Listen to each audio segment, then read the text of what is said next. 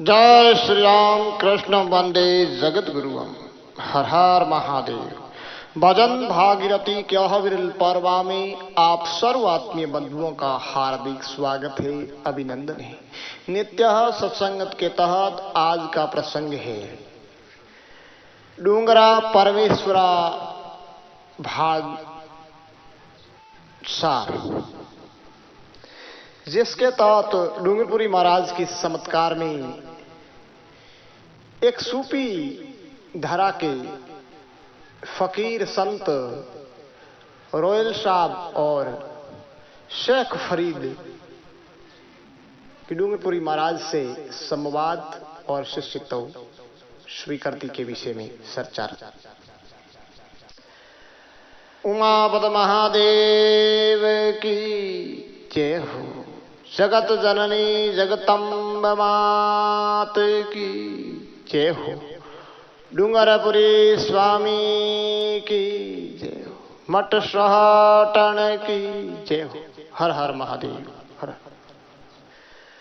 तो सूफी धारा के एक संत फकीर सिंध प्रांत से घूमते घामते इस मरुक्रांतार में आए।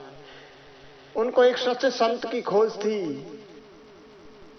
और उनसे प्रश्न उत्तर करके अपनी पिपासा शांत कर उसकी शरणागति स्वीकार करने की मन में अभिलाषा थी। इस अभिलाषा इस पिपासा के तात घूमते घामते सोहटन आए, जहां डूंगरपुरी जी का यश समूह फैला था और डूंगरपुरी जी के पास यश को सुनकर के पहुंचे।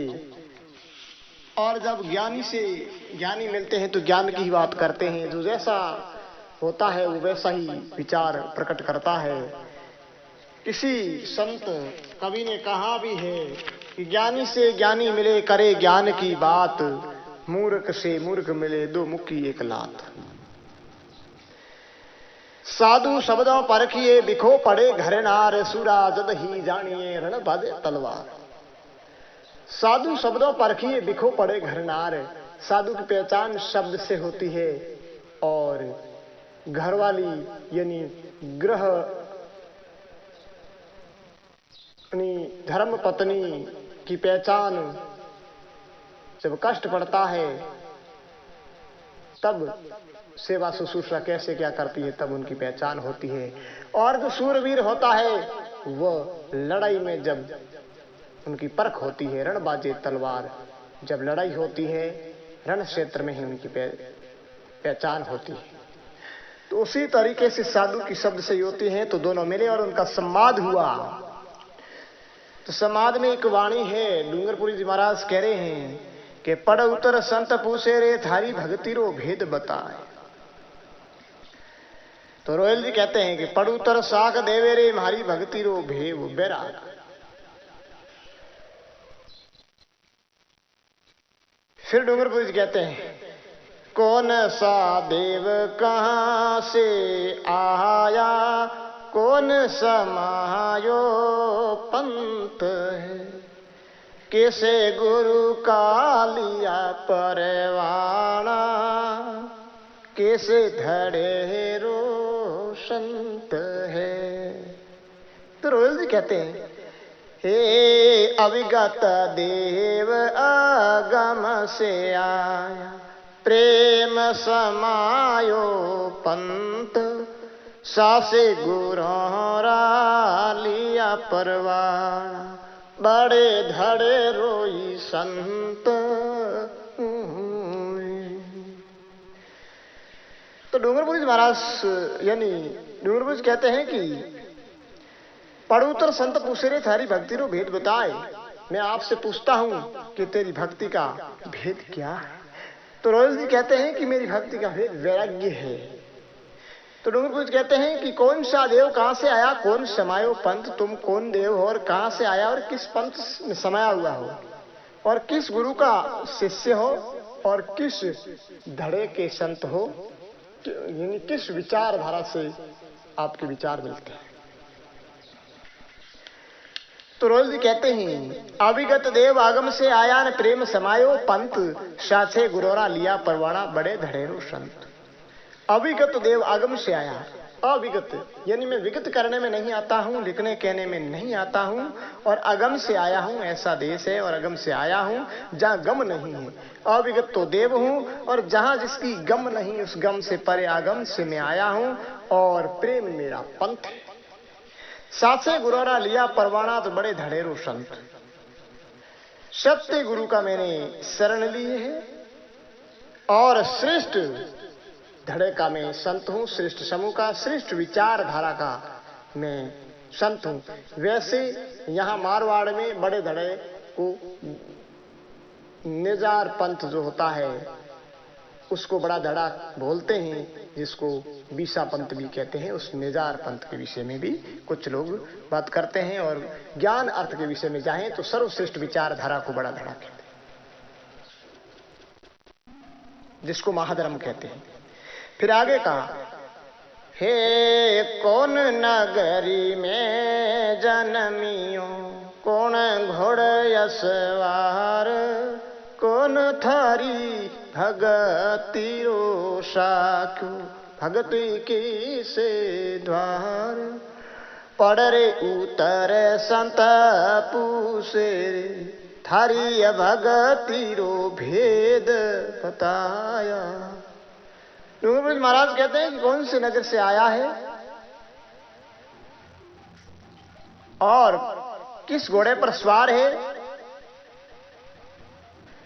कौन तेरे भक्ति का साक्षी है, और भक्ति किस द्वार से आया है। तो फिर रोयल जी कहते हैं, काया नगर से काम पवन घोड़े असवार, संत भारो भगति रो साखियो, भगति पश्चिम द्वार आयो, पढ़ रे उतर साख देवे रे, भारी भगति रो भेव विराग। काया नगर से क्या, काया उपनी यानी ये जो शरीर की उत्पत्ति है वो इस शरीर से ही हुई है, इस पंच तत्व से ही हुई है। और पवन पर मैं अस्वार हूं, यानी साधना के विषय में कहा गया है कि हरदम जो अपनी श्वास में ध्यान सुरत रखता है वो पवन घोड़े अस्वार होता है।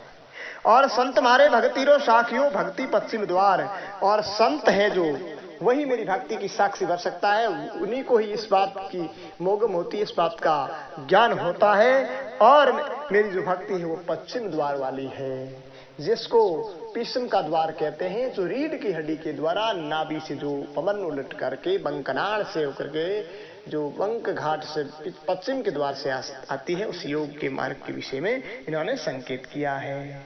फिर आगे कहा है, हे कौन कमल से चाली तो कहाँ पहुँचो जाय, कौन ठिकानो थारी नौकरी, किण में रयो रे समाय रे। डूंगरपुरी महाराज कहते हैं कि किस कमल से तुम चालते हो और कहाँ पहुँचते हो, कौन सा आपका स्थिर ठिकाना है और किसकी नौकरी करते हो। तो रोयल जी महाराज कहते हैं, हे नाभि कमल से साली तो गगन पहुँचो जाय, सुखमान ठिकाने भारी नौकरी, सुन में रयो रे समाये।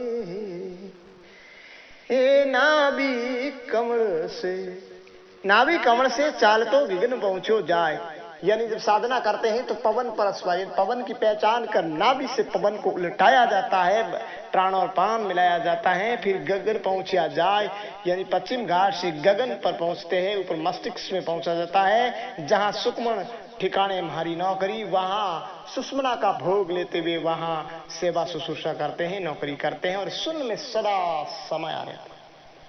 फिर आगे कहते ही डूंगरपुरी जी, कौन राजा उन देश रो का पायो निज धाम, स्वामी डूंगर पुरी जी बोलिया, आगम भेटिया योले खोण। स्वामी डूंगरपुरी महाराज कहते हैं कि कौन राजा उन देशरों का कहाँ पायो निज धाम, यानी आप कहते हो कि वहां पहुंचे हो गगन मंडल में, तो वहां उस देश का राजा कौन है और उस गगनमल के ऊपर निज धाम कहाँ है? स्वामी डूंगरपुरी महाराज कहते हैं, बोलिया आगम भेटिया ओळखाण, यानी आगम के स्थिति होने पर ही अपनी पहचान होती है। ओळखाण मतलब आत्मज्ञान, अपनी पहचान, निज ओळखाण। रोयल जी कहते हैं कि ना अवरे राजायुण देसरा वहां पाया निज धाम, साईं रोयली बोलिया अगम भेटोई कलियाण। वहां में कोई राजा नहीं, सिवाय अपने के कोई दूसरा वह दिखाई देता नहीं। सर्वत्र ही केवल मैं शुद्ध स्वरूप ही नजर आता है, सिवाय अपने वहां कोई है नहीं। इस प्रकार वहां जो अगम भेटने से ही कल्याण संभव है। इस प्रकार रोयल जी और डूंगरपुरी जी महाराज के बीच संवाद हुआ। डूंगरपुरी महाराज ने प्रश्न किए और रोयल जी ने उत्तर दिए। तो फिर ऐसे डूंगरपुरी महाराज ने गुरु को उपदेश, यानी उनको शिष्य को अपना गुरु उपदेश दिया परीक्षा के बाद में, और उसको भेख वगैरह दिया और शिष्य ने गुरु का नाम अमर कर दिया। रोयल सिंध क्षेत्र में जाकर रहने लगे और बाकी जो समय था, शेष समय वो सिंध में ही व्यतीत किया। रोहिल जी ने और भी कई ऐसी अनुभव वाणियां समय समय पर गाई है जो यदा कदा सत्संगों में सुनाई जाती है, प्राय सुनाई को मिलती है। एक और जो सूफी संत हुआ है शेख फरीद, जिसका भी डूंगरपुरी जी से एक संवाद होता है। शेख फरीद भी सूफी संत धारा के साधु थे और सिंध प्रदेश से डूंगरपुरी स्वामी की महिमा सुनकर के यहाँ आए थे, क्योंकि वो ज्ञानी तो परम भक्त थे, पर एक सदगुरु की साक्ष्य के लिए, एक परंपरा बनाने के लिए घूम रहे थे कि कोई सच्चा साधु बने जिनकी शरणागति स्वीकार। तो घूमते घामते वे सौटन आए डूंगरपुरी जी के पास में, और उनके दोनों के बीच में वार्तालाप हुई और अपनी जो पिपासा थी, जो अभिलाषा थी, उनके समक्ष रखी मनोरथ भावना। तो डूंगरपुरी स्वामी ने कहा कि आपका पंथ अलग है, सूफी धारा अलग है मुस्लिम धर्म मजहब की, और हम से हिंदू धारा के अलग संत हैं। आप अपने मजहबी पंथी साधु के पास जाएं और वो आपकी शंकाओं का समाधान करें। लेकिन उन्होंने कहा कि मैं कहीं नहीं जाऊंगा, मैं तो केवल और केवल आपकी शरण में रहूंगा, चाहे कुछ भी हो जाए। आखिर जब हट कर लिया तो योगी जी ने, डूंगरपुरी जी महाराज ने हाँ कर ली, और हाँ करते बस क्या था, उनकी शरणों में उन्होंने शीश निभा दिया और उनकी प्रश्नोत्तर वाणी भी हुई। डूंगरपुरी जी ने कहा कि मैं जो वचन देता हूं उस प्रश्न की पालना तुम करना, जिसमें डूंगरपुरी जी प्रश्नोत्तर रूपी वाणी है। डूंगरपुरी जी कहते हैं, अगणे गारा इठा दिठा मुखे मीठा अंदर झूठा, बस नौरा नूरी कूड़ा वो नहीं सेने हमारा हे। अगुण गारा इठा मीठा, इठा दिठा मुखे मीठा अंदर झूठा, यानी जो मुख पर मीठा अमृत की तरह होता है, जैसे अमृत विष का घड़ा और घड़े पर अमृत लगा हुआ होता, उस तरह से अंदर तो विकारों से भरा हुआ और मुख से बाहर से मीठी चुपटी बातें करता है। ऐसे अवगुण मैंने बहुत सारे बीते हैं। वस द्वारा नूर कूड़ा वो नहीं शेण हमारा, जो वचनों का जो नर कूड़ा होता है, झूठ होता है, सत्य अधर्म अन्यायी और असत्य अतसही होता है, वो हमारा शेण नहीं, वो हमारा पंथ, हमारा अन्वयी नहीं है। तो शेख फरीदा कहते हैं, हे गुरु ज्ञानी म्हारो साहेबो, हे नहीं कोई बरमा विचार, हे सत साई रे म्हारो साहेबो। सिवाय सतगुरु के सिवा में और कुछ नहीं है, मैं और किसी विचार को, किसी बुद्धि विवेक को नहीं समझ, केवल और केवल एक आप ही। तो डूंगरपुरी स्वामी जी कहती हैं, हे अवल बाणी अवल खानी अवले रो उपगारे, सास कहता झूठ माने बड़ो ही बेकार है। सास कहे और झूठ माने, इससे बेकार दुनिया में कोई हो नहीं सकता। एक अवल वचन है, एक ऐसी एक उत्पत्ति प्रश्नों की है, अवल उपकार है। तो शेख फरीद कहता है सदगरु पारस खानी है लोवा जुगी संसार टुकिया की पारसी संगिर में हो कंसन होवे तन सहारा। कि सदगुरु एक पारस की खान है, एक टुकड़ा नहीं, एक खान है, लोहा है। ये लोहा स्वरूपी सारा जग संसार है। टोकिया के पारस संग रले, अगर सदगुरु के संग में ये संसारी लोग चले जाएं तो सारे कंचन समान हो जाएंगे, यानी निर्विकार निर्मल स्वच्छ।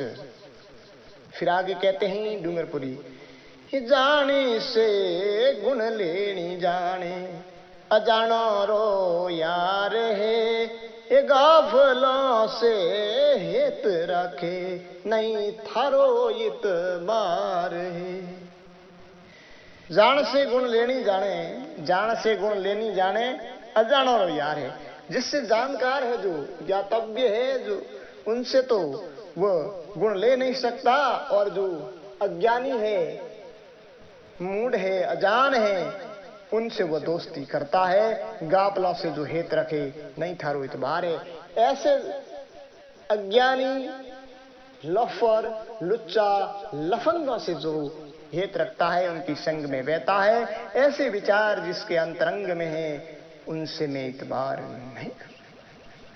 फिर आगे कहते हैं शेख फरीदा, हे ये रे समदों में हारो मन बसे डानीरी अपारा डुबकी मारू रे गुरु ज्ञान हिलाऊं रे कण तती सारा।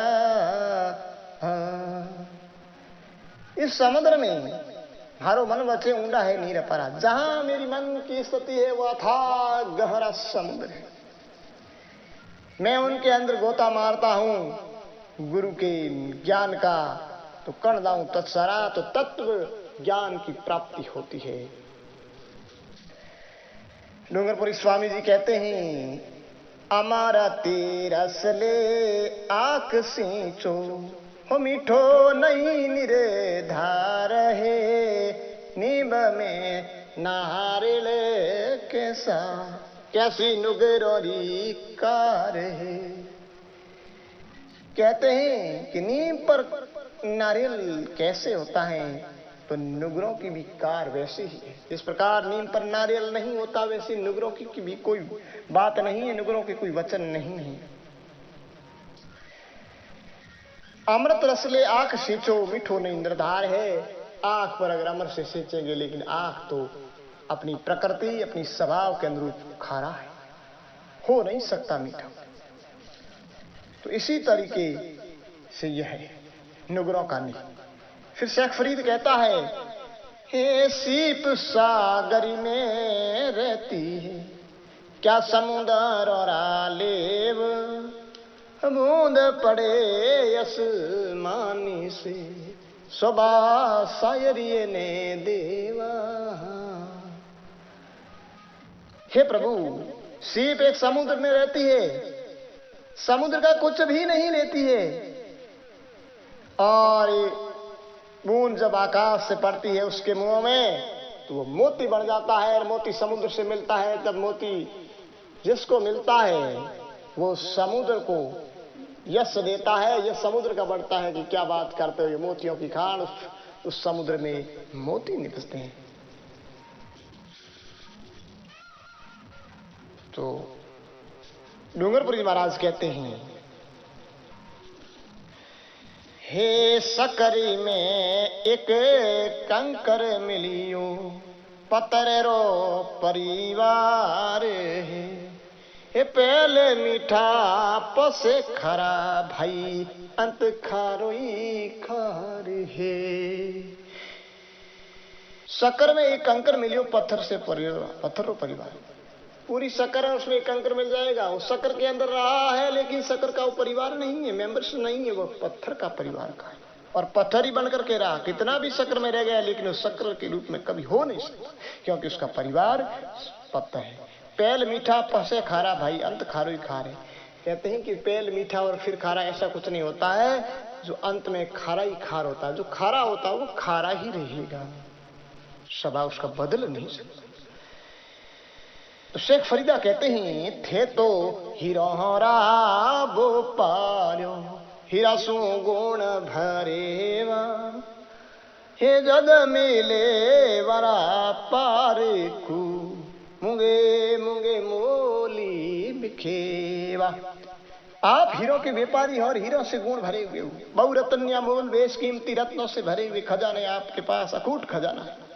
जब कोई उस हीरो की पहचान करने वाला शत शिष्य मिलेगा, तब आप उनके साथ में, यानी उनकी जो गुण भरेवा, यानी उनके पास, यानी उस हीरो से उनका दिल है वो भर देंगे, तत्व ज्ञान ब्रह्म ज्ञान से पलो पिल कर। तो शेख फरीदा डूंगरपुरी जी कहते हैं, हे सिमरी ले गुरु शब्दी साचा, खेल खांडेरी धारे है, स्वामी डूंगरे पुरी दी बोलिया, प्रेम लागोई पारे। केवल और केवल संसार भव सागर से पार करने की एक ही नाव है, प्रेम पतवार।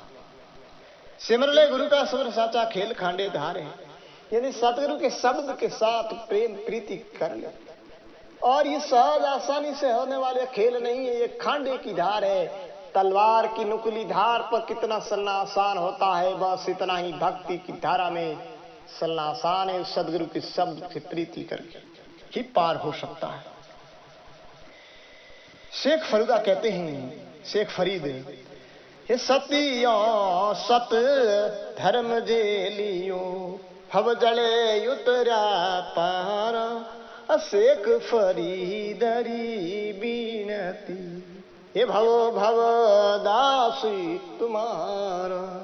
शेख फरीदा कहते हैं कि हे प्रभु, मेरी विनय है, विनती है, हाथ जोड़कर आपसे प्रार्थना करता हूं कि इस बहुजर से पार उतारो, सत्यों सत धर्म झेलियो, बहुजर उतरिया पार। जिन्होंने सत्य को पकड़ा है, जो सत्य पर अड़िग रहे हैं, वे सत्वदन, वही सती संत पार पहुंचे हैं इस भव सागर से। तो इस तरह इन दो सूफी संत, सूफी धारा के संतों के साथ में डूंगरपुरी जी का संवाद हुआ, और दोनों ने ही डूंगरपुरी जी महाराज का शिष्यत्व स्वीकार कर सिंध प्रांत में और भारत के अन्य प्रांतों में घूमते घामते अपने ज्ञान से लोगों की प्यास बुझाने का, धर्म का प्रचार करते। बोले डूंगर बाबा परमेश्वरा की जय हो, जय हो।